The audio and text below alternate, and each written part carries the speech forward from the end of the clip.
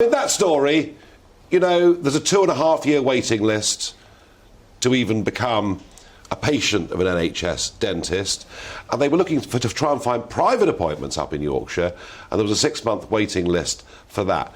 Just, you know, don't hold back. Where are we with NHS dentistry right now in this country today? We're in a pretty bad place, and I am a firm believer that if we want NHS dentistry, which I think we should have, then we need to make it available to everybody. But the government has tried, they imposed a disgrace contract on us in 2006, and both Labour and Conservative said at the 2010 election that the contract was not fit for purpose. I have tried to push for a new NHS dental contract for 14 years or something like that, and the government is still dragging their feet. The funding is simply not there. Even before COVID and everything else, they only fund enough to treat about half the population, and that's not good enough. Isn't the truth of it with dentistry that what they've done is they've kind of forced those that can afford to go private to go private? That might be in the politician's mind. I think that's really lousy to do that. But I think it's happening. It might very well be one of the reasons why. But I mean, I see patients on a regular basis. I do a lot of emergency treatments for NHS 111.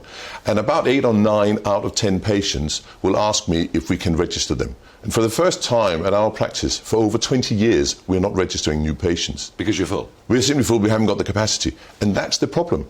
We've got more dentists on the register than we had before, but we had, in the past 2 years, 3,000 dentists leaving the NHS. There are more dentists, but they don't want 3,000 dentists? 3,000 dentists leaving the NHS.